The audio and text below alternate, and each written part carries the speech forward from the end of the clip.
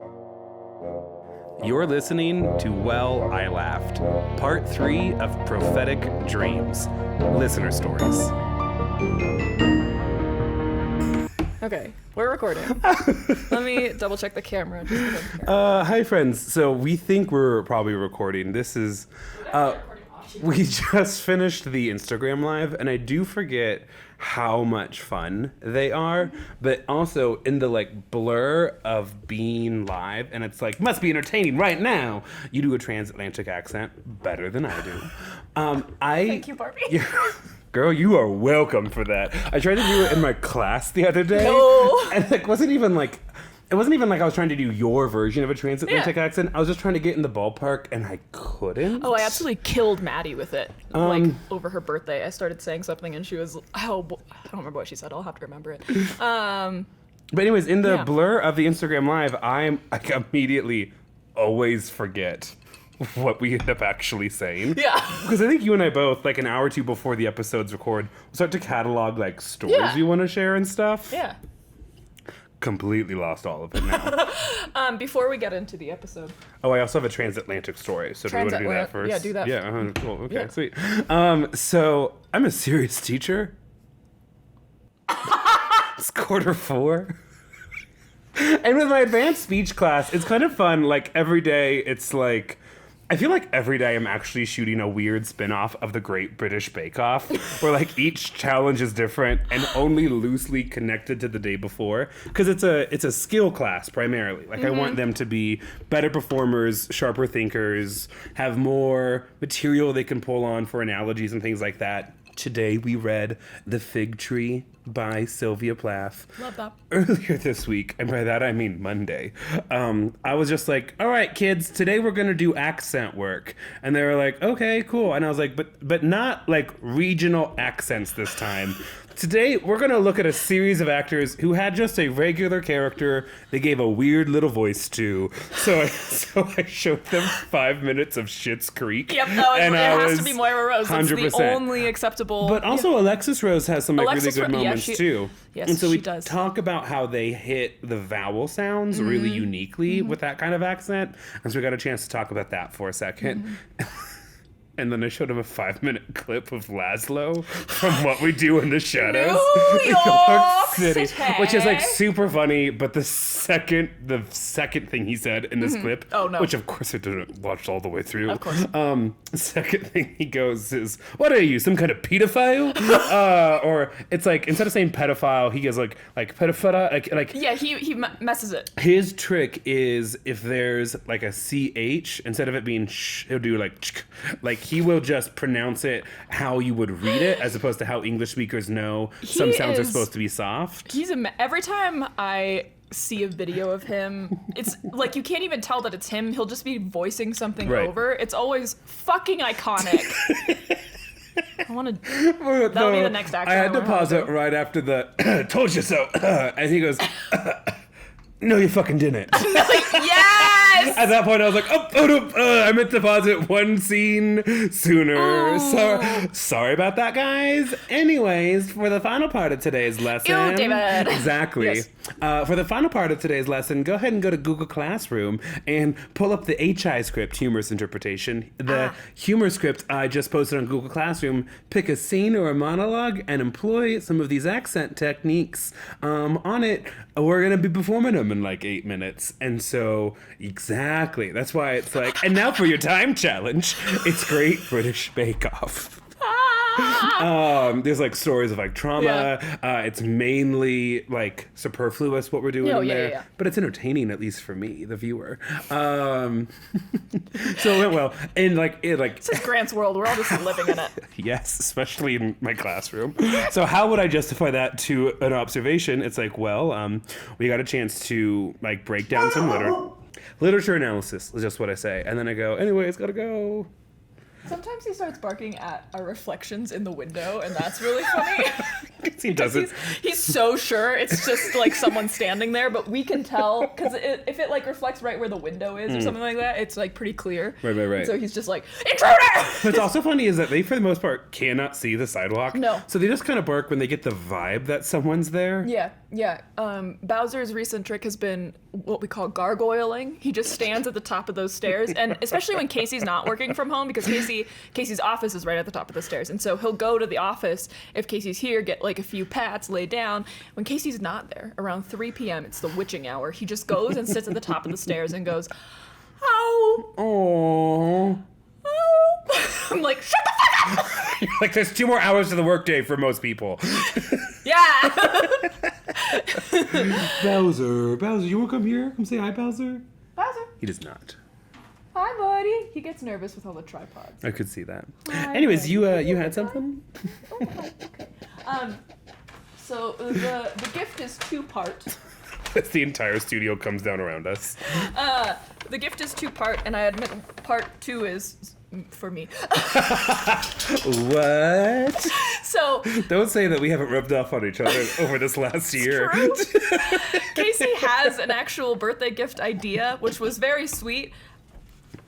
I just saw this at a store and was like, that's it. I am claiming both you guys' Friday evenings and Saturday evenings. Yeah. That alone is a gift that I'm giving to you guys. So Fuck up from Midwest. Don't act like you don't want a gift.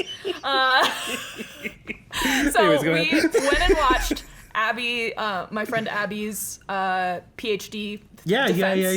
Yeah, on Friday. Friday? Yeah, Friday. Last Friday. And after that, we went and celebrated and got drinks and had ourselves a little night. Okay. And she her university is like on one side of Denver.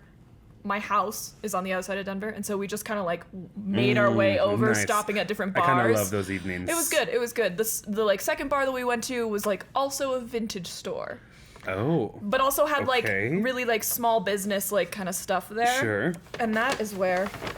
I'm nervous but excited. Oh man, I got you a card and then I didn't sign it or anything because that's where I'm Okay, I at. cleaned my office and I found the card that you gave me that told me to seek help for heroin addiction. I'll give you that card later. Oh my god, it's a Blucifer hat! And it's my color too. Oh, and then you got a mustard beanie. A mustard beanie that also Does it has also have Lucifer Blucifer on it? Yeah. Okay, well, this is going on right now, right this minute. Excellent. The hat stays on during the podcast. The socks stay on during sex. Was not sure if you were going to get that reference or not. 100%. I love it. Right? Also, mustard's such a good color on you. It was between this and a black one, and I decided I had, God, this card's funny. Maddie basically picked out this card. Oh, yeah, baby, we're cooking. Listen, if hats were allowed in school, I'd be wearing this tomorrow. You don't get to see what that is. Okay. What that actually says. It's pretty funny. Okay. So then also in like our brain scramble conversation we're having right now, I'm hosting a party in 2 days for my 31st birthday, which by the time this episode is live will be in the past tense. Yeah. And the theme is baristas and baddies. Mm-hmm. And Maya texted me and she was like, what does baddies mean? And I go, I asked you very carefully. I know what baddies mean. I wanted to know what Grant's vision for baddies was. And his response was the Ice Spice version. And then that like it's a song or something. Yeah, absolutely. Featuring Ice Spice. And so you were like, okay, what does that mean? And then I go, slutty, but make it fashion. Please tell me you got that reference. It was actually a pop quiz for Maya. It's also, the quote is, ho, but make it fashion. Right, no, I know, but make it fashion is like yeah. one of my favorite taglines. That's fair. Right? Like, that's exactly the... work completion, but make it fashion. It's exactly the gif I then sent to Kelsey. Good. Oh, also, and we don't need to reference what the video was talking about that you sent me on Instagram. I got a chance to have you seen my response yet? Oh, it's one of my favorite quotes. It's from Lucille Bluth in Arrested Development. Oh, yes, you did. If that's some vague criticism of me, I won't hear it and I won't respond to it. Which is, of course, her responding to the thing that she heard. Yes. But I fucking love it so much. I think as much as I think you are Moira Rose, you are really Lucille Bluth. Thank you. It's because of The martini. I'll have a martini. Mom, it's breakfast. And a piece of toast. That and one sweet person who was brave. I think this was good of them. Brave. Reached out to us on Instagram and was like, hey, love the podcast. Love you guys. So fun. Mm-hmm. One quick question. I laugh every time. But what does overcook, undercook mean? It means what you want it to mean. It also means I had to spend a couple minutes on YouTube finding the video, because typing out any explanation, well, it's Fred Armistead, but he's in Parks and Rec, but he's playing a dictator of a small South American country. So straight to jail. I just have to send her the video of him explaining all the things that can send you to jail. And it's undercooked fish, overcooked chicken, undercook, overcook. See, I knew that I had learned that when you first started saying that. Since then, it's just represented the duality of life. And I'll say it a lot. Oh, were you in my Sylvia Plath lesson today? As Luke, like Duffy says in Modern Family, just say it holds a mirror up to society and you'll get your C. Sorry, I cut off your whole thing. I've been saying overcook, undercook to like people who like know of the podcast but don't listen a lot, and it has killed every time. I've gotten no follow-up questions. Everyone's like, you said it with confidence. Welcome to what my entire 30 years of life have been like. It's really nice. I have 5 more years to get there. Oh, do you know what one of our dear friends, the said to me the other day? Don't know if we're going to keep that, but they deserve it. I'll bleep it. They go, it's, you turned 31. Do you feel old yet? I haven't felt old since I turned 27. Was it Danny? Tell me. No, it was Danny, wasn't it? Honestly, listen, props, Mama, props to you. You are, because I know you're listening right now, you are really aging beautifully in your 30s. Which wasn't true for your 20s. Kidding. You know I'm kidding. And I love you. No, it was not Danny. It was someone else. And I was like, you know exactly who it was. Yeah, I know. Yeah. The only other person that could have possibly said that. Would have the gumption to come up with that to me. Yeah, that's it. Yeah. And then he'll be so offended when the reverse comes to him. Because I can't emphasize enough, every time someone older than me talked about getting older, I remember always like really empathizing, but definitely didn't think it was going to happen to me. And now the pain has shifted from my left hip to my right hip, and I have done nothing differently. So I don't know what's going on. I was talking to my PT the other day, and I don't think I've seen you since this last appointment. Update on my hip, in case you're really wondering, because I am. It might be Hip Watch 2024. It might be a stress fracture. Pow. It's all their physical stress. He was like, have you been doing anything to cause a decrease in bone density? And I was like, sorry. So this guy like is just getting to know you, huh? You're still on like the first date level of questions? Gotcha. Don't worry, I put my leg over his shoulder day one. But he was like dry needling me a couple appointments ago, and we were just like chatting, and I feel like I'm one of his younger clients. Because he was dry needling you before or after you put your leg on his shoulder? Nice. But I think I'm one of his younger clients because I feel like he'll just like talk more openly to me than I have seen him interact with his older clients. They do 2 at a time physical therapists, which is crazy to me. Wait, what do you mean 2? Like there's two physical therapists? There's 2 physical therapists. Each one does 2 clients at once. So there's 6 people in this room? There's 2 physical therapists, and then so 6, and then there's a secretary. So there's a whole crowd of people just getting stretched out together? Yeah, they'll usually it's alternate. A sauna like that Cigna's covering? Yes. The physical therapist will like dry needle or massage one person while the other person does exercises, and then they'll like switch, something like that. It's crazy. I don't know how they do it. I would not be able to keep track of all of that for 8 hours a day.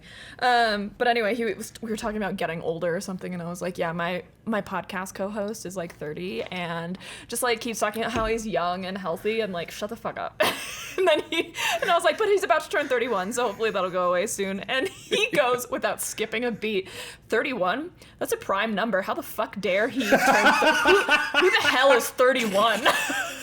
And I was like, you don't even know what you just said. No, get this. He doesn't even know what a prime number is. I mean, what a stupid age to like be. in theory, I could probably if you gave me 500 words, I could hit enough keywords to get my C and get out. They hold a mirror up to society.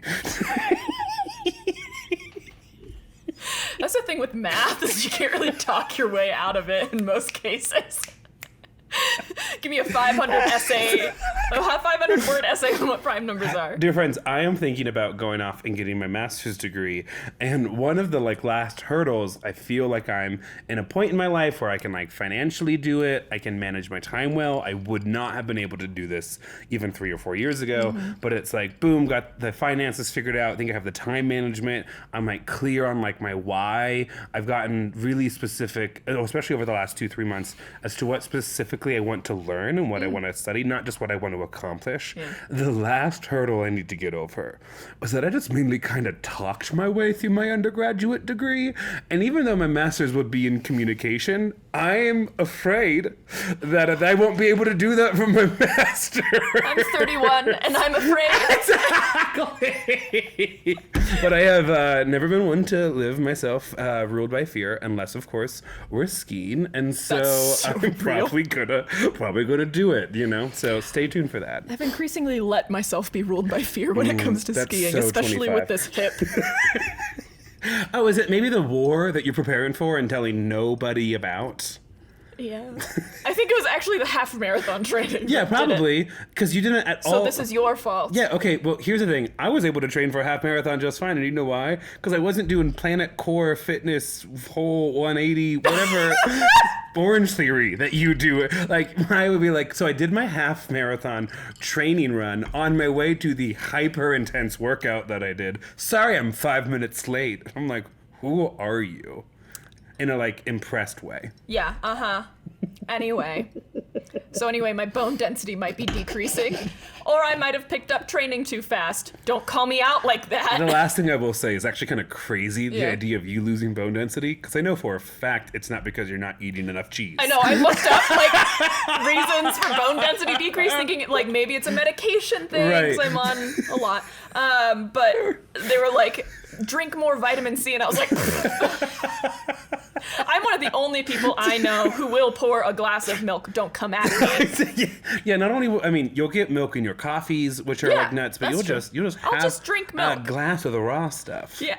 Yeah. Gross. Yeah, I know. You shouldn't be drinking raw milk. You don't drink raw milk. It's pasteurized. You shouldn't be drinking pasteurized milk either. Let it sit in a cave for 6 months, then talk to me. That's the only way it's safe. Everyone knows it. Oh my God. Okay, this is the other thing. Casey and this listener episode, we're going to get to the stories we promise. Maybe. Neither Grant or I have yet to pick our listener stories. So we were supposed to record on Monday. Right. We didn't. Dear listener, I'm very glad we didn't, because right before that, we had a baijiu tasting for Casey's work. So every once in a while they'll do... and just for those here in the studio who don't know what baijiu is... We're getting there. I love it. We love it. Yeah. So every once in a while they'll have someone who's learned a lot about scotch or whiskey, or I think they've done mezcal, tequila. They'll just do tastings of liquor, and someone will present on the different kinds that you're tasting. Okay. When we did the whiskey one, it was during COVID time, so they just got a box and you would take it home, and then everyone logged on, and there was 4 different whiskeys that were in these little bottles, and then little foods to pair with them. Okay. It was very cute. Baijiu is the most produced liquor in the world because it's from China. Oh, okay. Yeah, so it's mainly produced in China for Chinese people. Okay. But it is a shot of baijiu is a quarter of the size of what we would consider a shot. A shot, okay. Bananas. Anyway, we were walking the dogs afterwards, and I was feeling a little loosey-goosey. If you ever get the chance, we started tasting them. The great part about this is that it's a company bonding event, so they don't have to pay for it. Right. And by the company is paying for it. The people employees who are not. Right, yeah. Right, right. And so the guy who organized it, his wife is Chinese, and I think he worked in China for a little bit, so he knows a lot about it. We got to the first one, and it was fine. I tasted First it again. time with it, yeah. I tasted it again at the end, and I was like, okay, that's actually okay. I could have come back to it. It was just, it's such a small amount, and it's so strong that you're just oh, fuck. Okay. And then the second one we tasted, there's 3 different classes of baijiu, right? There's light aroma, strong aroma, and then sauce aroma. Okay. Which has more of a, I don't want to say barbecue because that's wrong, but more of an earthy smoky undertone. Yeah. Okay. And so I tasted that one, and I was that I kind of that I could get behind. I'm not going to just chug a bunch. Right. But then they were like, yeah, this little 750 milliliter bottle was about $300. And we were like, that's so much money. yeah, so what's a reasonable amount to pay for this? Apparently, you can buy little bottles. The cheapest one we got, the cheapest one we tried was like $50 for the little 750 milliliter. Not great. Apparently, you can buy $1 ones. Our employee appreciation at school is we can wear jeans on Friday. I think that's comparable. Yeah. My boss is taking me out for lunch Also, next week. I love that. That's great. That's fantastic. No, You actually, chose this. No, what this baijiu, that's how you pronounce it? Yeah. So what baijiu sounds like to me, maybe not in taste, but in experience, is the drink Malort. You know what Malort is? If you don't know what Malort is, either A, your friends love you, or B, your friends love you. don't love you enough to have you. The best way I would describe taking a shot of Malort is you're always jazzed about it at the beginning because everyone's like, yeah, Malort. And you're like, oh, yeah, a shot of Malort. And then you really... The next time you are having a conscious thought is after you've had the Malort, and it just feels like you were in the car with your friends on your way to the second location, got in a car accident, and was like, well, we should still go to this Irish bar. That is the way I would describe the experience of drinking Malort. The $50 bottle was compared to Malort frequently.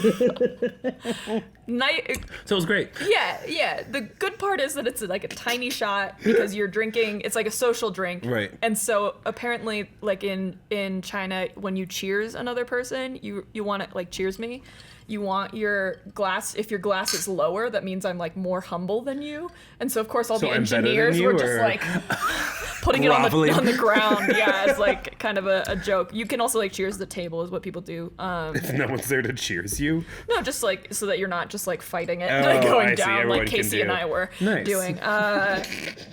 My first experience with Malort is that this is where we were going with it. I'm in a weird mood.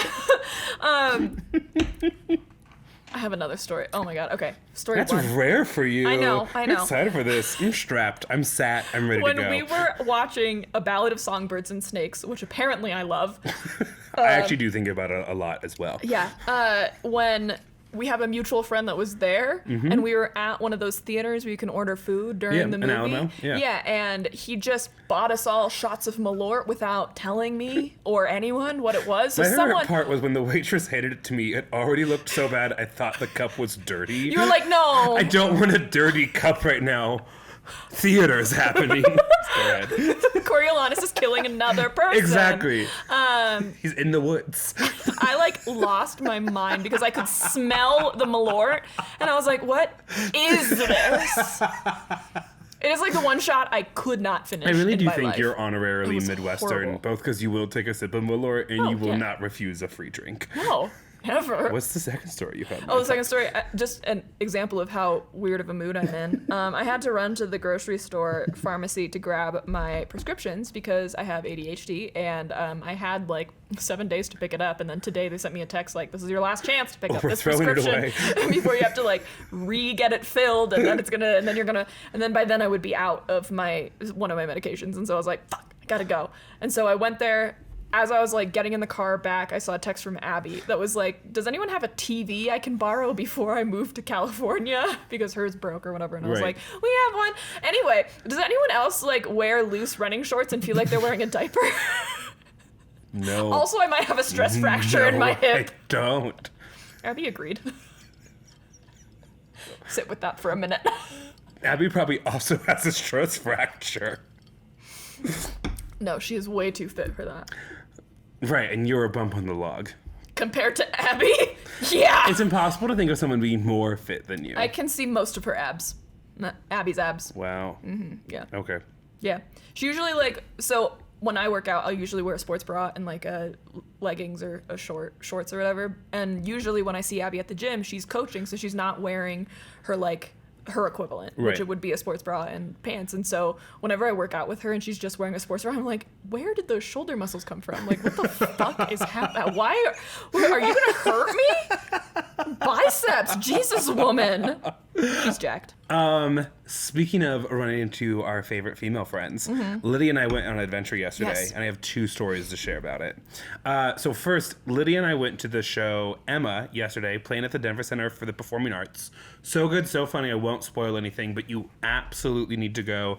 Emma is Jane Austen's comedy, and the DCPA, like the version that they're running, is a bit more updated and things like that. Oh, fun. It gives Bridgerton vibes by like having modern day songs as kind of like orchestral covers of it. It's Where very are funny. you? It's so good. 2 things. First, the event that we went to was an appreciation event for teachers, so we got in for free. We got some really nice seats for free, but there was also like a welcome and thank you event, and there was the definition of light appetizers. If you had a third hand, you wouldn't have needed it kind of situation. Which was fun because then there was also an open bar. And so immediately Lydia and I walk in and get in line before we even go find the organizer to thank them. Yeah. Because, like, you know, they're working the room. You gotta right? And so, start with a drink. Do something with your hands. Exactly. And, like, I had worked all day and Lydia had also had a big day. I'll talk about that in a second. And so we, like, have a drink. We're chatting, blah, blah, blah. We say hi to the director. We swing around. We get a second drink. And then they're like, and if you want to drink at intermission, go ahead and fill this card out here. Oh, yeah, and no, get that. have it filled up. Love that That's little amazing, system. yeah. And it's, you know, an open bar. It's complimentary Yeah. from all of the hard work us teachers do. I mainly go on the field trips to like miss the day of teaching, but also to expose children to theater. Theater. So we're just having a great old time. We're laughing, we're talking, you know, we're having a couple drinks after work. And there's nothing like sitting down in a dark theater for you to be like, oh, I had a handful of carrots at 11, and I have now just had 2 gin and tonics in 30 minutes at 7:30 at night. Do you remember when we went to go see Mamma Mia? Of course I remember Mamma Mia. If it wasn't for that power outage, I would have been buzzed by the end of the night. I remember feeling like, oh, I'm a little drunk because the instinct to just be like, does your mother know? Like the entire time from the back row. Mamma Mia is the show I will put on if I cannot decide. Oh, God, third story. Mamma Mia is the show I will put on if I cannot decide what to watch. Except recently, it's been my best friend's wedding. Have you seen my best friend's wedding? I think maybe we're going to watch it together. Okay. Your answer was, I can't wait to watch it with you, Grant. We're going to watch it together. It might actually be the third thing I make you all do for my birthday. Okay. Back at my house or Jacob and Lydia's because they have the projector. Yeah. My best friend's wedding. Watch Okay, it. sounds good. Final story, and then we can get into some of the listener episodes. We actually have to take a pause to read some of them.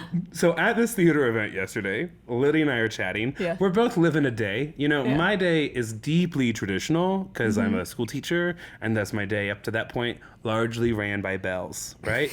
Lydia is a girl boss who runs a couple businesses, couple things. She, her main job was to get an apartment ready to rent out for an upcoming renter, and that's when she told me this story.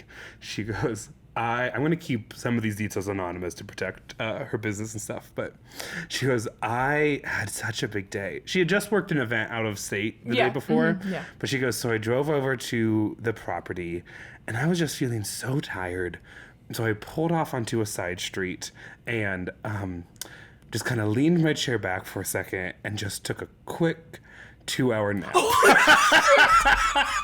No.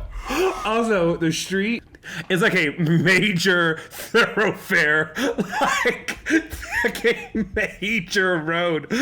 Yeah, I mean, it's parking, so she just parked and then leaned back. Did not mean to fall asleep for 2 hours. Oh my God! She woke up. She looked to her right. There was a woman parked in traffic who I saw Lydia wake up. Lydia's like parked between like a relatively busy pedestrian sidewalk because like and stuff is right there, and then a major road on the other side of her. Just passed out for 2 hours in the middle of the day, and so she's telling me all of this, and I'm like, that's so nuts and so crazy. why didn't you just drive home? Yeah. It's 12 minutes away. Yeah, you couldn't make it? Right. It's not like you're on a road trip. Thank you. And she had said something earlier on that night, and I think I like half heard her. And so at the end of the night, I like questioned her again. I was like, no shame in taking a 2-hour nap. Yeah, none. And I too have fallen asleep in a car. I think it's a really interesting street that you chose to fall asleep on. It's also a really interesting situation Right. to choose that you needed a nap on the side of the road. But remind me again, why didn't you just go home and take a nap? And Lydia goes, well, see, I had just gotten there. She hadn't done any of the work yet. You just got there and was I was like, like, I need a nap. I'll just take a quick nap 2 blocks removed from my property, so that way the renters don't see their landlord asleep in her car outside of the property. And then she woke up 2 hours later. my God! I love her so much. That is an insane story, Lydia. The only time I've ever had to pull my car over to take a nap was while I was on my way to Utah from Colorado. And I had a hard time falling asleep despite how tired I was because it was like at a gas station or something. I parked off to the side to fall asleep and I could I was still aware of the people around me, and so I was like, someone's gonna look in this car and just see me asleep. Not Lydia. Lydia was like, if they Lydia's see me, like, they see me. Oh yeah, that's the angle, 100%, and then fell right asleep.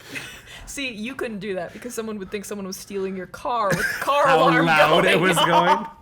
Lydia's just as bad. I'm not going to out her like this Well, I anymore. don't have personal experience, so I do have personal experience with this one. I'll say this only because I'm in such a good mood right now. Lydia will chaperone nationals for us when we go, and that's a lot of stress to suddenly become like a father to 5 to 7 children who you're responsible for every waking minute of the day for a week.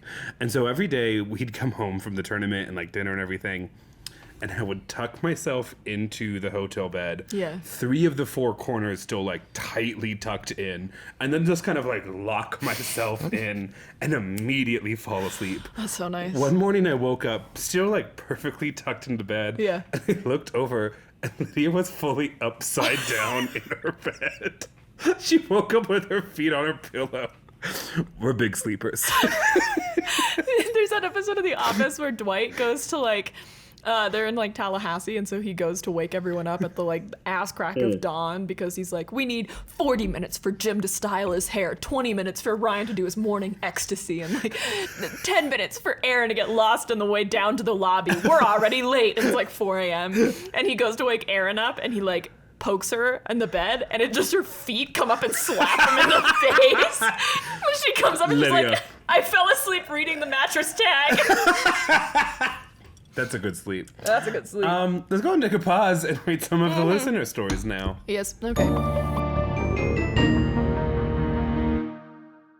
Do you know how humiliating it is to work at a school? Yes. To write, okay. I mean, you don't, but that's okay.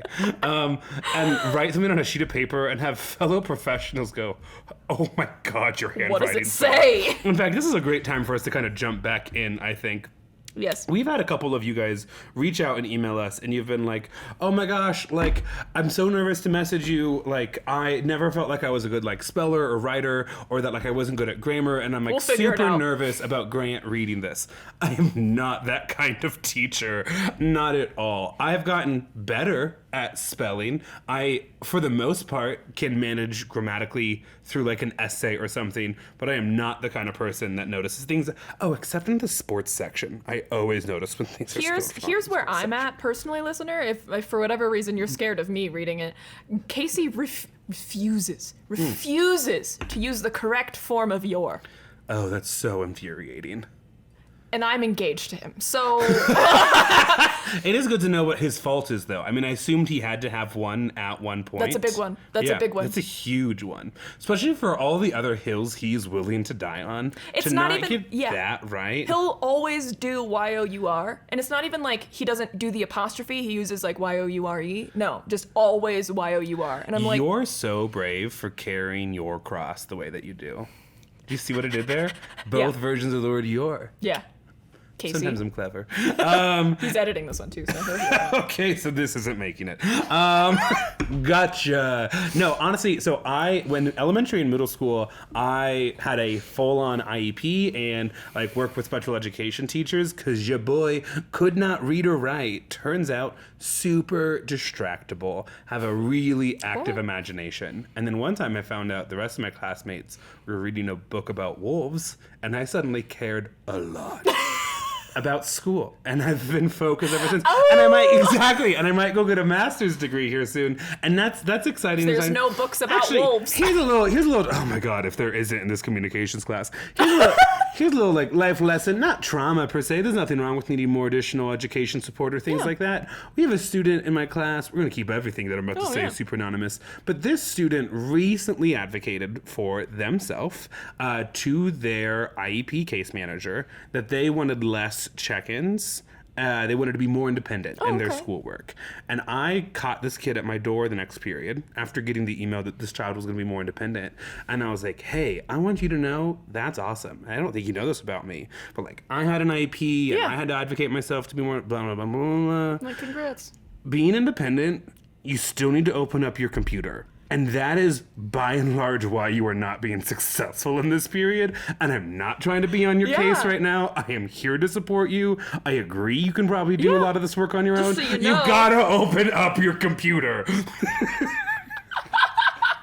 Anyways, write in. We are professionals. Write in. Our next theme is In the Bag. In the Bag, and I'm so jazzing out about it. Okay, Moira. Thank you. I was from Schitt's Creek. Yeah, I know. You just said it so smoothly. I was shocked for a second. It's our next theme is In the Bag. I don't know what our theme after that is going to be, but if you write in, please let us know if we can use your name. We will try to only use first names, and then let us know what your pronouns are, please, because it makes things easier to read. It does make things easier. I picked 3. Amazing. So you're going to go first? Yeah. Because I picked a long one. Yeah. There's also that second one that I mentioned that was sent to us a while ago that if we end up having time, we can do. Okay. This comes from Ashley. So Ashley goes by she, her pronouns, and she says, okay, hi. Okay, so I don't really have prophetic dreams, but I do have some, all in caps, insane dreams in general, and I thought I would share some examples. 1, I had a dream once that I was in a skiing lodge. I was looking through clothes that they were selling because I was preparing for a trip. The trip was a special mission given to me by the Moose people. What? You could have paid me $1 million and I this would is a have dream. never guessed what that next sentence was gonna be. This is a dream. Yeah. A local tribe of people who wore baseball caps with moose antlers attached. We're now the Blues for people. I was preparing for a mission to solve the mystery of the, quote, great light in the sky. Is this the which was the sun. And I was just about to ask if this is the baseball scene from Twilight or not. It is. It is. This is the skin of a killer, Bella. Go ahead. At Maddie's birthday, we were playing TKO, which is like, have you ever played Quiplash?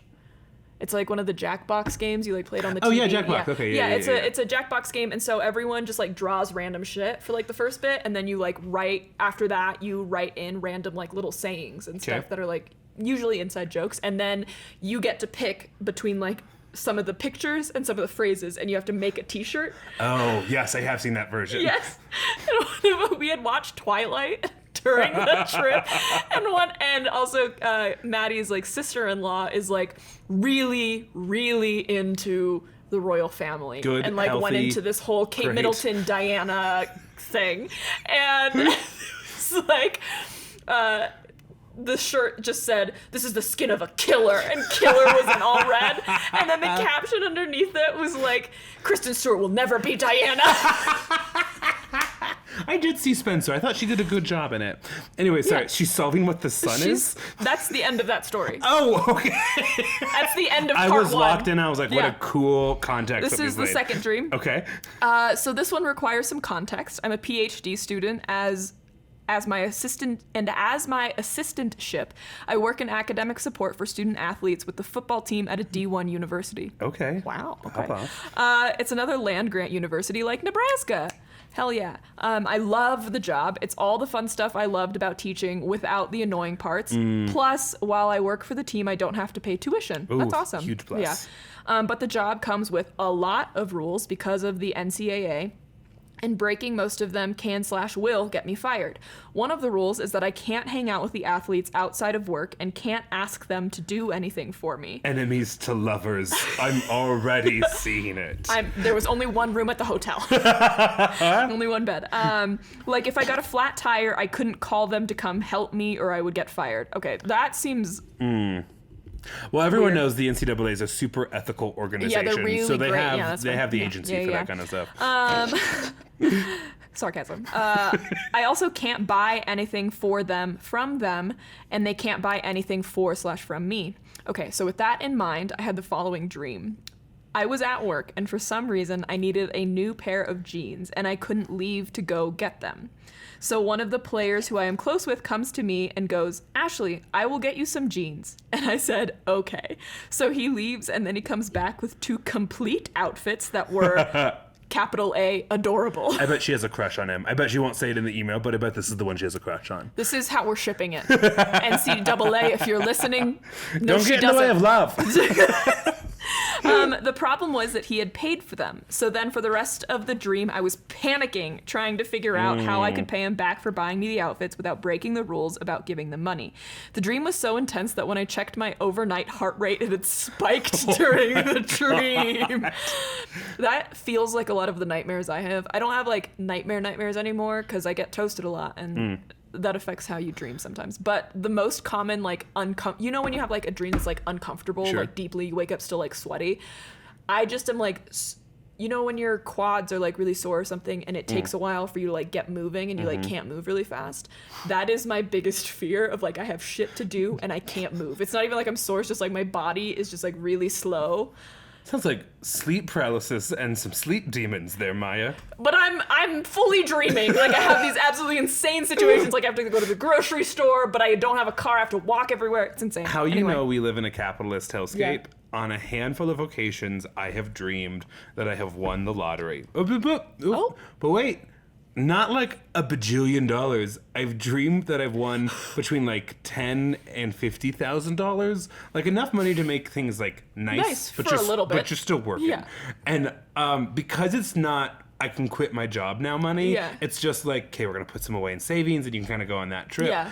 On a handful of different occasions, I have been all the way in the shower when it dawns on me that it's a dream and that my financial situation hasn't been like That's changed so dramatically. sad. No, here's the thing. I think a real testament to like the healthy balance I found in my Yeah. life.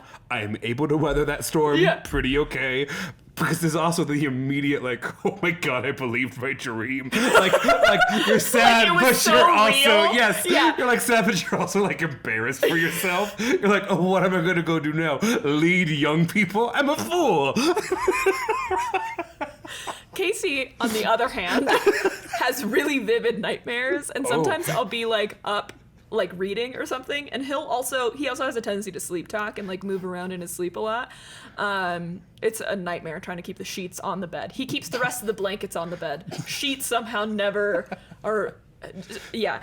Anyway, he woke up one time and was like mumbling about something and was like fully sat up, and I was just like, That's terrifying. what? I'm like used to it enough at this point, but it's still like off-putting because I Sure. know he's asleep, but his eyes are open. And the next morning he told me that he was fighting off raccoons from a house that we had bought. What a about 30 to shack 50 wild hogs? we had bought, something like that. I was like, what? And then it was zombies, and I was Sounds like "Are a you real okay?" your problem. Yeah.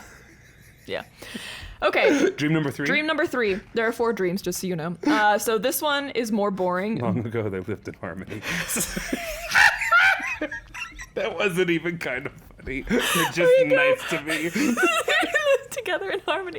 Can you imagine if she wrote the full intro? I would die. Okay, this one is a bit more boring, but one night at work, 2 of the players got into a huge fight. Parentheses, they were freshmen and roommates and on the team together, and it was May. We've all been there. Yikes. The NCAA should have used their power to put them in different rooms. 100%. Yeah, okay. That night I dreamed about them fighting some more and woke up saying, quote, would you 2 fucking cut it out loud in my apartment? Either that or kiss. Oh, I didn't skim this one. Ooh. Number 4 just says, this one might make Maya a little upset. Oh, upsetty spaghetti? I don't know. Is it about holes in the ground that are actually filled with water?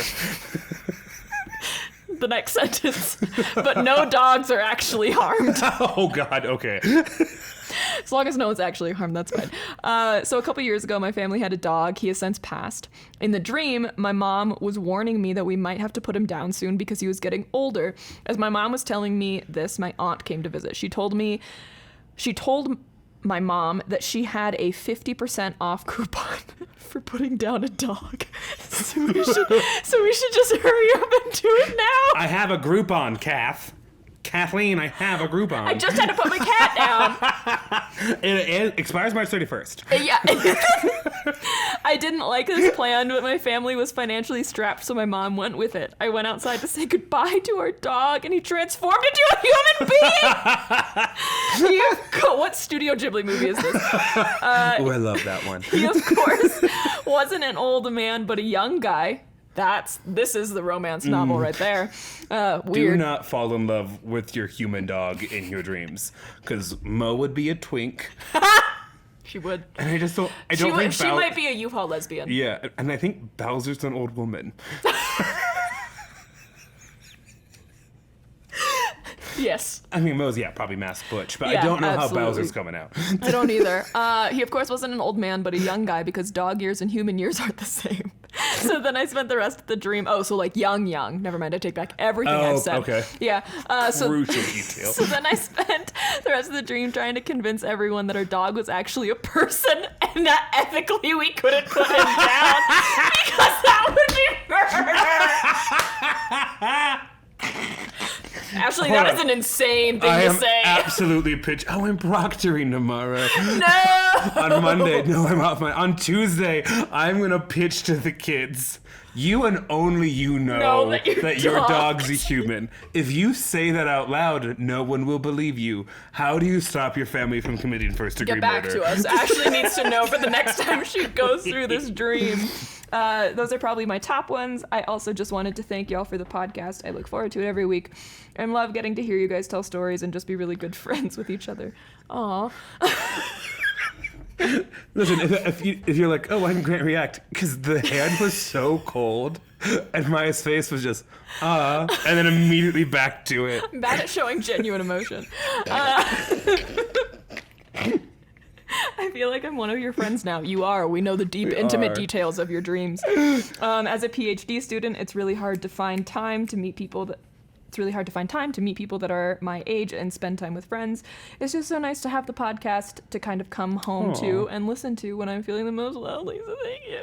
Well, hopefully dinner's turning out well and that you have paused for a second to listen to us honestly bask in your story. Those dreams are insane, and feel free to update us if there's any also, more. You're going to love The Boy and the Heron by Studio Ghibli. Yes.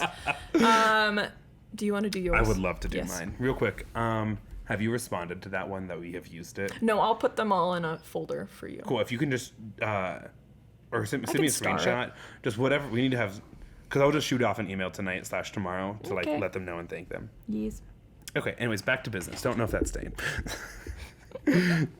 Actually, if you get an email late at night, you heard it here first.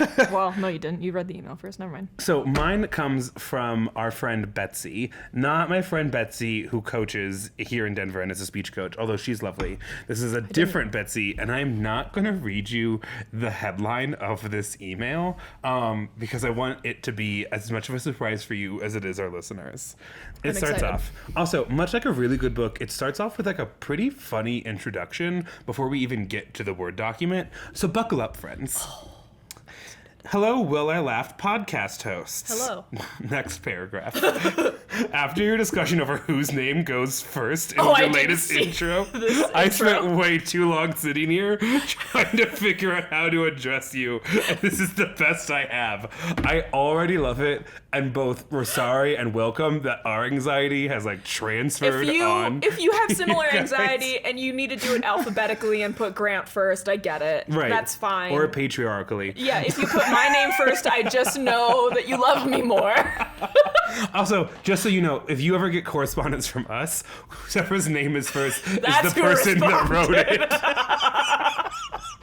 Really? Like, I think it actually is more of a convenient policy thing Yeah. than it is us making a statement as to how to brand us. It was like, this was me, and I'm also speaking for them, and like vice versa. I've also learned how to use the very convenient email signatures that I made for both me and Grant hasn't figured out how to change it away from just the well I laughed one. No, So, I like it, and at the bottom it has it. Yeah, no, it looks profesh. I Yeah. just do best, and then Grant and Maya. I know, but there's one specifically for you that says Grant Thomas I instead know, of. but now I get to use an ampersand. You can still sign off Grant and Maya, and then use Why am your I changing the email end up? signature. We're going on. As soon as I heard your theme for the next episode, I literally had no choice but to write in with the story. Excellent. My name is Betsy, which you can use in the podcast. And since Maya mentioned her appreciation for the listener who attached a Word doc for her Yes! story, I have done just that. I'm not joking. That is why I beeline straight to this one. Fair enough. Sidebar, and this is how we know you're a true listener. You're in your introduction still, and you're in your second sidebar. We love you, Betsy. And we're in our fourth sidebar Exactly. off of your second sidebar. It's your second sidebar. It's also the first sidebar you've labeled sidebar. Jesus, read the fucking email, Grant. Oh no, we still have the sidebar. Oh my god! Sidebar, your podcast has gone from friend's friend to my friend to me to my friends and to my coworkers. Aw. We all love it. Yeah, I figured you want to hear this. Oh my god. We all love it very much. It's like listening to my friends tell stories, and my daily commutes benefit from not continuously listening to the same music. Grant, I too love Chapel Roan. Your stories are amazing, and Maya, know that a fellow girl in engineering, I'm a civil engineer if you're Hell curious, yeah. loves to hear your math. That's good. Peace out, Girl Scouts. Betsy. That's so kind. No, I'm kidding. It's like a whole email. I was like, weird, but I'm all right. also trying to like stay on topic right now. Are you? Yeah. Yes. I really am. How are you a teacher? Because I'm not. Oh, I don't know if I told you. Like, well, I won an award. I won an award for teaching. I was recognized as one of the top 2 teachers at school. It comes with a bonus. And so just like a running gag. You know how everyone's like, I had imposter syndrome, and then I realized like, no, I'm worthy. It's not imposter syndrome. I'm like, this jig is gonna be up any day now. I had a panic attack. So my company does merit-based raises at the same time we do cost of living adjustments every year.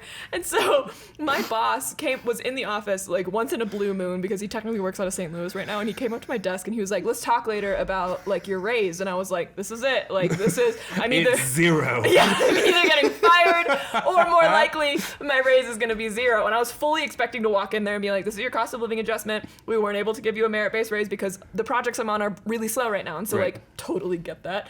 He ended up being really busy throughout the day, and so he wasn't able to actually meet with me. He just sent me an email and he was like, this is your raise. This was the higher end of what we were able to offer employees. And I was like, Oh. why? Doesn't- Give it to someone who deserves it. But then after that happens for years Yeah. and years, you realize like, holy shit, am I one of the top performers? I'm not. And then that's I know scary I'm not. for a bunch of different reasons. I'm really hoping this podcasting Listen. gig works out. Not even because. I mean, we love it. I but, love like, the art. I'm a great storyteller. like we're gonna get fired any day. I am convinced that just for 9 years, I have gotten observed on the right day at the right period. It's all been luck, which is why I never make Can any you money. read your videos. fucking story? Yes, and this is me being on task because I'm not even telling you the Chapel Roan thing I want to tell you. I'll tell you after I read the story. Maybe if you No, I'm remember. deaf. Actually, that's a really strong chance. Anyways, again, have not read the title of Betsy's email because I need to be able to read this first sentence Okay. to you. August of 2020, my house, unfortunately, 'twas aflame. Betsy! Engineers get the dark humor. Immediately, please make jokes about it because it has become my personality to joke about my burning house. Was a flame. I'm from an Irish family and a ginger, so I am dark humored. If I can't joke about my trauma, what's the point of it? There is this. That's so real. I'm gonna show it to you probably during the Patreon. Yeah. One of my favorite comedians on YouTube right now, her name's Maddie. It goes, girl. It's like POV girl. He can't even say it. He's gotten one line in. A girl who was possessed by the devil when she was a teenager. Oh. And it's like she's 25. She goes, no, yeah, I know. I've also had like really tough days. Something crazy happened once when I was 12. And it's like every time she like manages to bring it up in conversation. And it's so funny. And I ran to the comments and the top comment was, how is this how I found out this is who I am? I have very real experiences with the devil then. Second paragraph. I know it's about a dream prophecy coming true. Yes.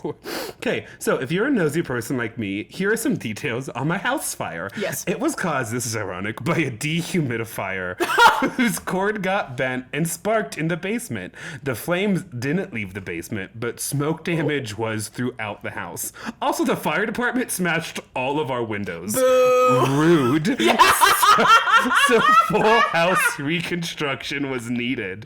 No people or animals were harmed. Excellent. I actually got a really nice house out of it all. So Nice. would recommend. And then in parentheses, for legal purposes, this was a joke. Back to the story in all caps. Center font. Betsy, you're gonna come on. This is so well written. It's so funny. Betsy, I want you to know while we were looking for stories, I managed to read 3 whole emails, mostly, like 90% of the emails. Grant was just sitting there giggling at your email. Only one I read. And he just went, I might want this listener to come on the podcast. This writing is just amazing. Okay, so as one could guess, finances are a bit tight post flaming house and during COVID times. So my mom very quickly got in touch with the financial aid office at my college to see how they could help. They were absolutely amazing and helpful. I'm extremely grateful to them. Over time, we noticed some of the things that were missing. One of those for me was winter clothing, which was quickly becoming needed. I went to school in northern Indiana, and I was a college student who walked everywhere. Oh, no. As I was on a walk to FedEx with my shattered school laptop to mail in for repairs, 2020 was a comically unfortunate series of events for us all. Oh my God. I received a call from my mom. We started the normal check-ins, and then she told me that something strange had happened, and she needed to tell me about it. She had been on the phone with the woman from the financial aid office, and the woman explained to my mom that she had recently met with a friend and a priest on campus. She had mentioned she was helping a student whose family had a bad house fire, and he looked at her shocked. Supposedly, the priest had some kind of vision that there was going to be a student in need after a major life event and began a savings fund just for that purpose. Oh my God. Turns out I was the student, and he wanted to give me money to buy new winter clothing. I have chills. That's so sweet. The headline of this is, "A priest predicted my house burning down." I do think I kind of layered that reveal right. Yeah, I didn't write any of this, but choices were made. Yeah, Thank you. I like it. The financial aid office woman informed us that it was totally up to me and that she would help us get connected if that would be appreciated. Well, we laughed. I see what you did there, Betsy. So funny. Well, we laughed. Before Grant continues, I want you to know that Grant put his selfie camera on me, which works, by the way, despite what he might tell you, while we were at Oktoberfest, and made me say, well, we laughed in the middle of Oktoberfest, less than 1 beer in, and I have that video and I will send it to anyone. Can you send it to me? Because I remember it being a really fun video, and I don't remember you fighting me for a second about it. We sent it immediately to Sorta Kinda Funny. That's right. That's right, we did. They're great. I love them. They're so cute. Where am I? Well, we laughed a lot on the phone about the absurdity of the priest's psychic knowledge of our house fire. Eventually, though, we decided that even though it is odd, I should at least meet with him. Yeah. The financial aid office woman introduced me, and the priest and we met one day to go for a walk and chat. He was a very nice man and a very sweet man. I was raised Catholic and had way too much Catholic schooling. So I would say I am pretty well versed in being able to pick out the creepy, bitter priest versus the genuine, sweet ones. Yeah. He was a lovely human. We just chatted and got introduced on our walks before we circled back to his office. We sat down and talked about the situation. He then pulled out a check and point blank asked me, "How much do you need?" I am awful at accepting money. Yes. And how do you ask, what's a reasonable amount for winter clothing in that situation? I had no idea what to say. And who does? Yeah. I probably looked panicked. So he just said, "I'm going to write down an amount and you just tell me if you need more." So it was like really one of those like deals where he wrote it on a think sticky so. note, pulled it upside down, slid it over. Never talk to my daughter again. I'll talk to your daughter again. Never if they'll talk give to me my more daughter money. again. The mother of Christ. He's a Catholic priest, don't forget. Yeah, there it is. Anyways, nope, that's the last paragraph. Okay, I graciously took it. Oh, and this is where I misread it for a second. I thought he gave her $10,000. Holy shit. No, she goes, I graciously took it and said thank you 10,000 times. Oh, before I okay. left. It was plenty to cover a nice new coat, boots, hats, gloves, and That's some so sweaters. nice. But he also said just to email whenever if anything else came up. He said he was Wow. extremely happy he was able to help, and that was that. I would see him on campus occasionally, and we would give each other a knowing look, but we never said hi. I assume because of the situation of our meeting, he wouldn't engage unless I engaged with yeah. him first. That's a good That's social. so- Yeah. Yes, until you know he's one of the good ones. Yeah. Yeah. My friends proceeded to call him Sugar Father instead of Sugar Daddy. Yes. Put it on a sticker. Sugar Father instead of Sugar Daddy. But that's our pride outline. Yeah. That's our pride line right there. Sugar Father, all black, and it's a little tight just around the chest. Oh, hell yeah, baby. That and the Cringe Fest 2024. And On it's the just, back? Yes! Yeah, that's perfect. We gotta stop saying this though, because then we don't TM, actually TM, make the TM, I shirts. know. And then people have been emailing us upset. They're like, the shirt was cool and you didn't make it. And we're like, We'll make it. We need to write a list so that I can do them when I'm I had to bored. respond to one of our wonderful listeners today and basically be like, haha, hey babes, we hear you. I don't know how else to put it to you. Mine and I get kind of depresso espresso during the winter, so asking us to do more Do it than in the create- summer. Ask us in the summer. We have so much energy. Exactly. The sun is shining. I made falafel. But during the winter, we're like, just man it. Last sentence. writing a Sugar list of shirt father ideas. instead of sugar daddy, and they still do today. I haven't talked to him since, and I do wonder if he has continued to help out other students. As strange as the whole occasion was, I must say I am thankful he had some strange prophetic dream dreams. about my house fire. Thank you, Sugar Father. I was really saying it wrong. It wasn't Sugar Father. It was Sugar Father. Okay. Will you ask her for her address? I have a very apt sticker that I designed in 2020 and gave out as like a little token gift in my Christmas cards. That's a garbage fire, a dumpster fire with 2020 on it, and I still have that sticker somewhere, and so I need to send you one. Go ahead and just text me that request right now, so don't forget Okay. it.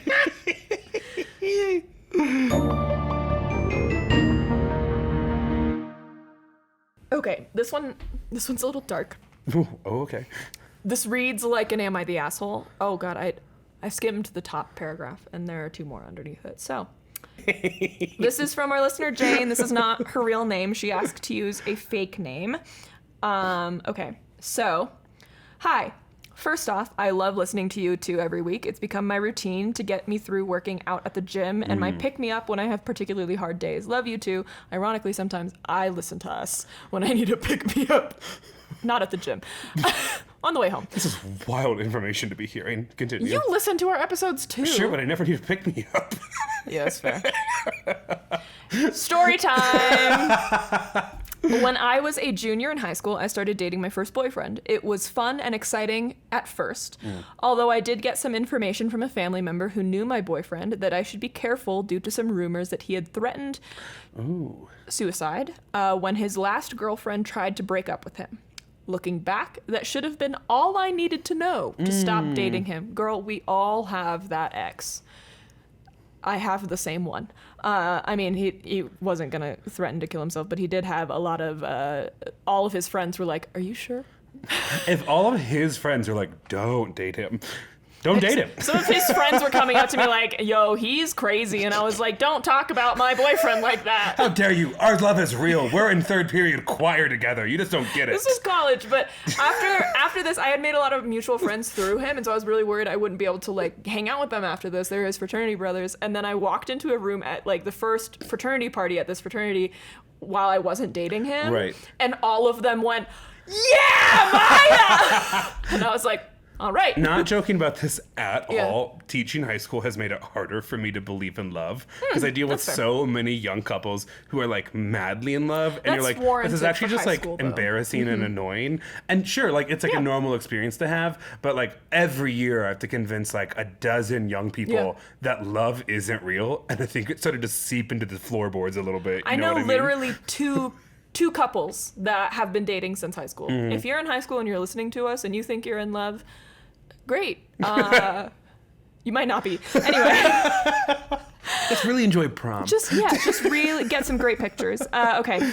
So looking back, that should have been all I needed to know to stop dating him. But I was naive and didn't know anything about relationships. Anyways, after dating for a few months without any issues, I had a dream that I was about to marry him, and everyone was telling me not to. In the dream, I thought, well, it's like the day of my wedding. I can't back out now. Yes, you can. Have you seen Love is Blind? So I went through with it. Still in the dream, after getting married, he treated me terribly, forcing me to stay home and do all the housework, and belittled me. I woke up and thought it was so odd, but had a slight curiosity that it might have meant something, as I am someone who believes that dreams can have some predictive prophecy. I wrote it in my journal, as I did with other odd dreams, and then forgot about it. As my relationship progressed, my boyfriend started treating me badly. He would call me names, get mad at me for hanging out with his friends, tell me I wasn't allowed to be friends with my best friend anymore. We would fight a lot, and he would tell me that all relationships had arguments like that. Boo. No, they don't. No, they don't. No, they don't. No, they don't. He would also make threats of withholding affection if I didn't do something he wanted, and would constantly ignore my requests about not wanting him to touch my body or other things of that nature. Boo. Break up with him. Since I had distanced myself from my friends, I didn't really have anyone to talk to about it and hear from others if those things were normal. We started talking about getting married, which wasn't uncommon in my church group for people to get married soon after graduating high school. Oh, wow. Yeah. Okay. That alone stresses me out, but I mean, it's a cultural thing, I guess. He began telling me... Is that where I was? Yeah, he began telling me about spiritual experiences where he knew God wanted us to get married, and I later convinced myself of that as well, seeing everything as a sign that we should stay together despite how miserable I was in that relationship. It's gonna continue to be a little dark, and I have a little breakup for this, or like a little story. I have a friend in high school who dated a guy that went to, I think, a religious high school outside of ours. Sure. Or maybe he didn't go to a religious high school. He ended up going to a religious college, I think, maybe to become some figure in the church. Sure. Freshman year of college, he, I think, called her and said that he had a vision from God where God told him to break up with her. Listen, I'd stay with you if it wouldn't bring locusts. And then I think he ended up dating someone else like very shortly after that. Is your friend's name Olivia Rodrigo? It was just like the funniest thing. You're all like, well, did God tell you to do that? There's this great little meme right now, and it was like... male cult leader. I've had a vision from God. Female cult member. Let me guess. It's that you're supposed to have multiple. I am to have multiple wives. Literally. That, and also, maybe I should save this for the end. As I was making falafel today, I was also watching Modern Family because I'm hardcore in my leisure era now. And they actually had a really prophetic line about all of this from the Dylan and Haley relationship, but like later seasons. Wow. I know. The line goes like this. It's, if you're so busy telling yourself you're lucky to be in this relationship, you probably don't have enough time to ask if you're happy in that relationship. And I was like, wow. I read so many books, and I just needed to watch Modern Family season 10, episode 1. I did.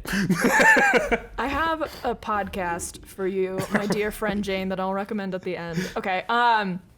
And it's Well, I Laughed. Just kidding. The earlier episodes, when we were still taking it seriously. When we didn't think anyone was listening. Okay, so she thought it was normal since it was her first one. Okay, here we go. Oh, here we were. As we talked more about marriage, she told me that I would have to get a job to make my own money if I wanted to buy things like cran grape juice, my favorite. What? I'm sorry, like a $1 thing of cran grape juice. But also, this is how you know that at this point in the story, Jane had never felt the sun on her face. If cran grape juice is your favorite drink, not even any vodka in it. Jane, we love you dearly, and I hope that I hope you never meet Grant in real life with a bottle of cran grape juice. Is what I really hope. I hope you get happiness. And I hope I'm not wearing white. Yeah, that's true. Or anything else. Okay, so he tells her that she needs to get a job to afford her favorite things, which is bullshit. Or anything else just for me, since he didn't like it. And we had talked about me being a stay-at-home mom since it was important to both of us. We were also both staying abstinent until marriage, but he would tell me that if I didn't do what he wanted sexually once we were married, he would do certain things to punish me, since I had voiced an unwillingness about some things I'd heard about and not yet had any experience with. All this to say, it was an extremely unhealthy relationship, and I thought it was all normal since it was my first one. Yes. That is so real. That is such a common experience when you're in your first like long-term relationship, or if you're with someone that's narcissistic like this, that has kind of pulled you away from being able to talk about your relationship with your friends and family. Like that's such a real experience that happens to so many people. I'm gonna share this too. I know it's like, oh, haha, funny, Grant's bitter, he's a public school teacher, whatever. There is some data, and I just want to say this now, especially to those of you who felt like, oh, I never had like that big grand high school romance. Yeah. Statistical evidence suggests that the younger you are when you first start to engage in romantic relationships, the higher your chances are of relationship violence, both emotionally, sexually, or physically. Yeah, because you think things are normal. Correct, because you don't have any like life perspective. Yeah. And half of the relationship needs to stay secret from your main support system at the time, which is your parents. Real. And so you are more vulnerable because of the lack of support, and more vulnerable because your lack of experience, and because you're so new to adulthood, you're so eager to prove your place in that world, that it actually just makes you insanely susceptible and vulnerable. So you're telling me that men just didn't like me because they knew that I would be too emotionally mature for them? Thank you, Grant. I didn't have many relationships in high school, and my mom thought I was lesbian. My favorite, sorry, just to put the little cherry on top of this this whole conversation, since we're teeing off. One of my favorite things to say to period 7, which is almost all exclusively. Is that your last period? Yes. Okay. It's almost all exclusively junior and senior boys, with the exception of like 2 lesbians, like out and proud lesbians. And it's not that big of a class. It's like 15 kids. I always love to go to all of them. What? Like it's hard to get a girlfriend in high school? Even I did that, which is true. And then all 15 of them are insulted the exact same way. I love the TikTok audio that's like, how hard can it be? Boys do it. How hard can it be? Boys do it. That's when I started to think about going to grad school. I'm like, I started to think of the men in our lives that have master's degrees, and I was like, oh, wait, I could do that. I'm not saying I'm smarter than them, but I definitely know I'm not dumber than them. Sorry, okay. Jane was in the middle of her story. So she's in a tough situation. She's in a very bad situation. Her boyfriend is threatening a bunch of super not cool things. Okay, so to top it all off, as things got more hostile, I brought up breaking off things, and he alluded to killing himself if I did. It was a long process of breaking up and getting back together because I still felt that we were supposed to be together, as if as if it was God's will and that we had done too much physically, that I wouldn't be able to find a Christian person who would want to marry me because of what I'd done. That's a really tough situation to be in. That's rough, yeah. I'm sorry, Jane. Yeah. But many friends and family members came back to my aid as I needed support from the breakups, and found out how much they disliked him and felt that he was treating me badly. After breaking up for the last time, I found my journal and started reading. It felt uncanny how my feelings were about the journal. perfectly reflected from my dream to what I felt in real life, despite not actually getting engaged and married. Sorry for a bit of a dark story, but I'm honestly grateful for the experience because it helped me learn a lot about what is unacceptable in relationships and that I should never make excuses. I'm now married to the best person in the world who treats me like an equal partner in life and parenthood of our 1-year-old daughter. Although my ex had told me the level of distinction in our relationship was normal, I can promise now that that's not true when you wait for the right person. Getting married is a choice you are allowed to be as picky as you want about, and I'm happy I chose to wait for the person that adds nothing but joy to my life. My biggest goal is to help my kids grow up knowing how they need to expect to be treated in a relationship so the same doesn't happen to them. I honestly have the happiest ending to what could have been a sad life had I married this guy right after high school. My dream could have been supernatural, or it could have been from my gut feeling after getting that warning from a family member, but either way, I definitely believe my dream was trying to tell me something, and am glad I finally listened to it. Jane. Once again, love you too, from Jane. What an incredible story. Yeah. The way you bring it back there at the end. I love the circle back. I love the circle back. It reminds me. Go ahead. Sorry. Oh no. I just have. It sounds like you're perfectly. Like, you're recovering, right? I don't know if you're like still facing trauma from that, but I know I've dealt with my fair share of narcissistic relationships. And there's a podcast by this psychologist called Navigating Narcissism with Dr. Ramani. And she does a really great job of like talking to people that are in different kinds of like narcissistic relationships and recovering from that. And even Yanya Lilac, who's like every cult documentary I've ever watched has featured Yanya, because she's like considered an expert in the field, and she's had her own fair share of being in a cult and like has experienced all that. And she has like really, really great takes and like emotionally very mature and a very emotionally mature approach to dealing with that. And I don't know if like that's something that you're interested in hearing, but if you are, 10 out of 10 recommend. But it sounds like your dreams were telling you something, and that is like, and absolutely, that she listened to herself. That she listened to herself, and it's something that you learn very young, is like how to listen to your gut, or you don't learn it, you know, like some people we know, but it's fine. Some people need to talk through every decision they've ever had in their entire life.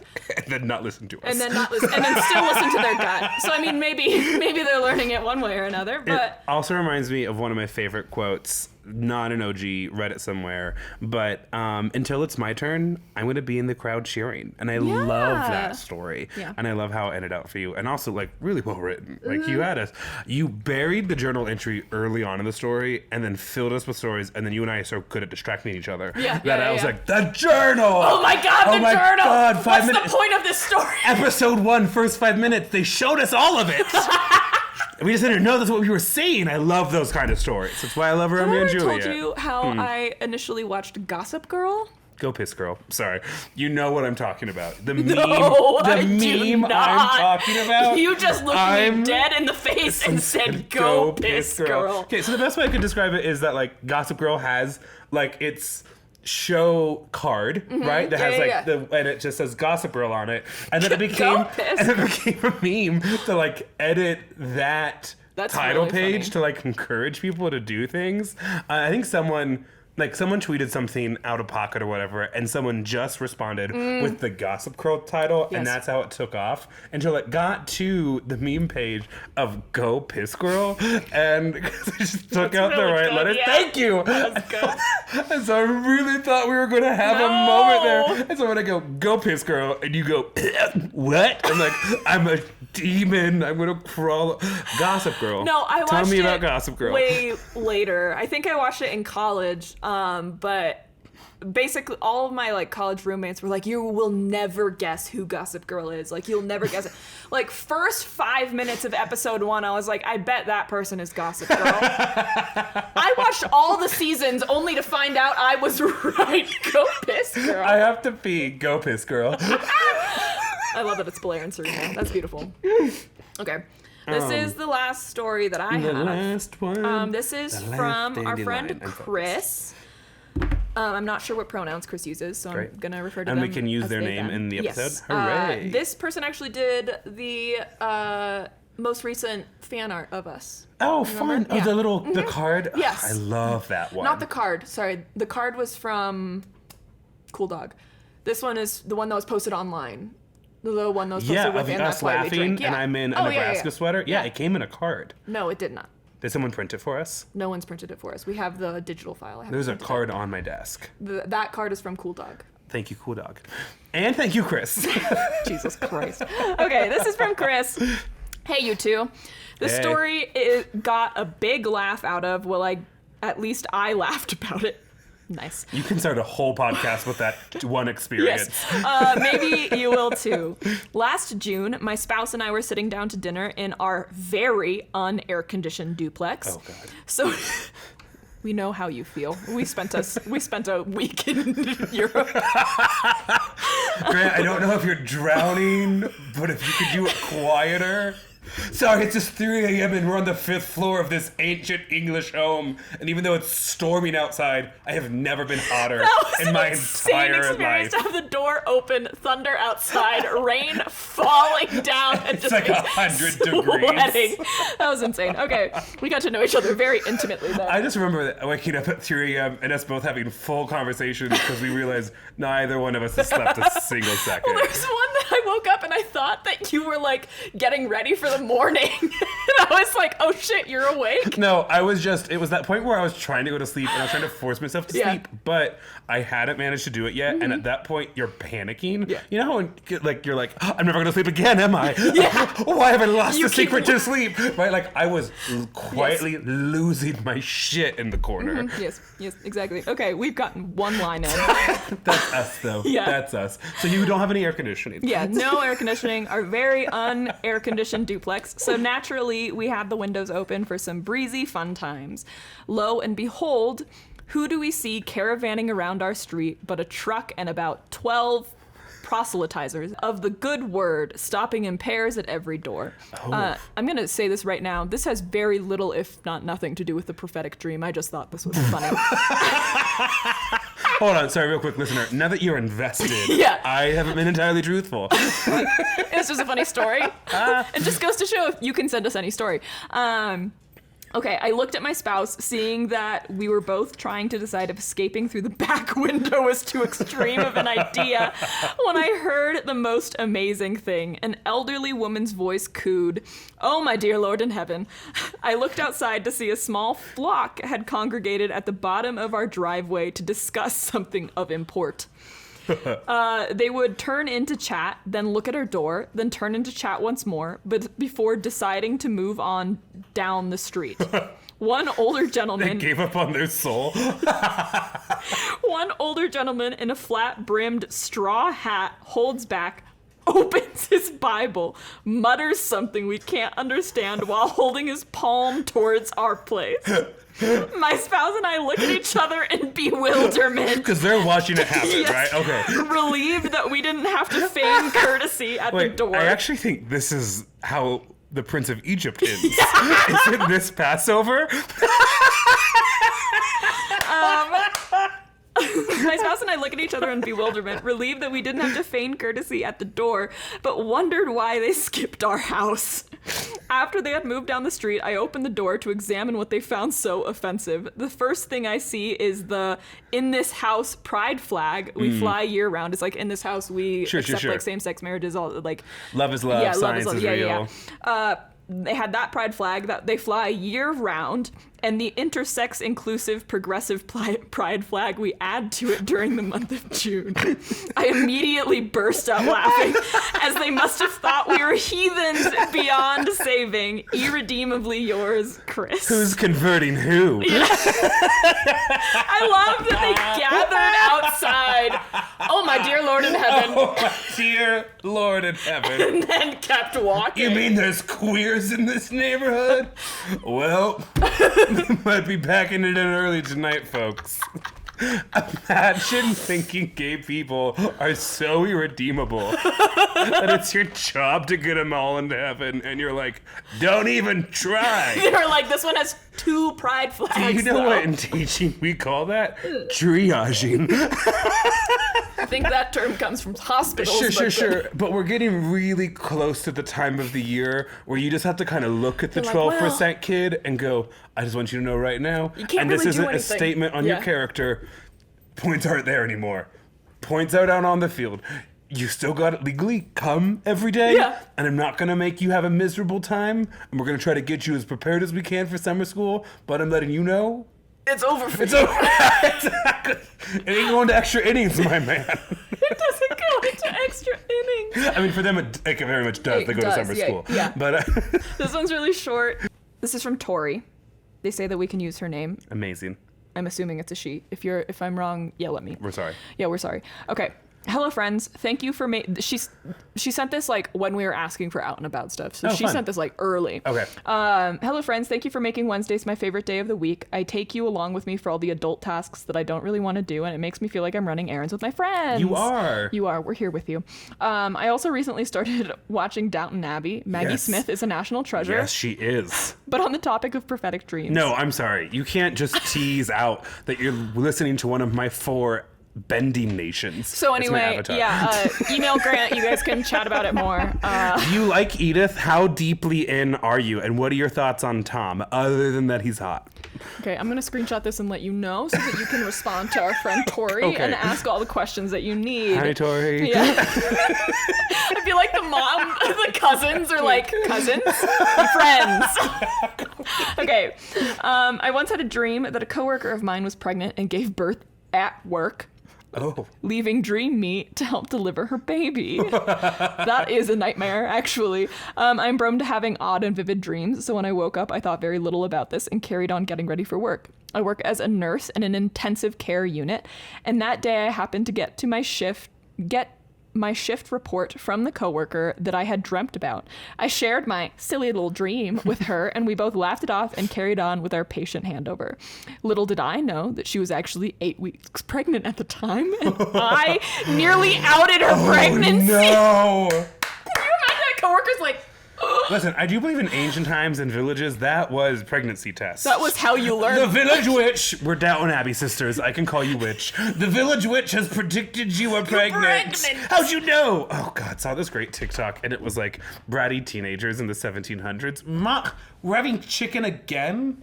It'd be a shame if people started to think you were a witch. That's so funny. I would have done that. Oh, 100%. That's I was so unfortunate. dramatic. Yeah, okay. About a month later, she shared her exciting news with everyone and let me know that she had just found out that she was pregnant about a week before my dream. Maybe my dreams aren't so odd after all. Maybe I just have a gift. Fast forward to this week, another coworker of mine shared that she had a dream about me having a baby girl. Oh God. My husbands and I are very happily dinkwads by choice. If you don't know what a dinkwad is, me and Casey are happily dinkwads. Dual income, no kids, with a dog. I'm a sink. Yeah. Single income, no kids. There we go. Stainless steel or... We need to cut that so we're not on Patreon anymore. Sorry. I'm a sink. Cut the rest, Maya. Cut it! You've reacted so vitriolically, I'm just gonna bleep it and let their imagination fill in what you said. That's hysterical. You could soak it. Go ahead and go. He's pushed his microphone fully away from him. Anyway, and I'm really hoping that I'm the only one at work with the gift of prophetic dreams. She's like, nah, no, you didn't. Thanks for being the voices in my head on a weekly basis.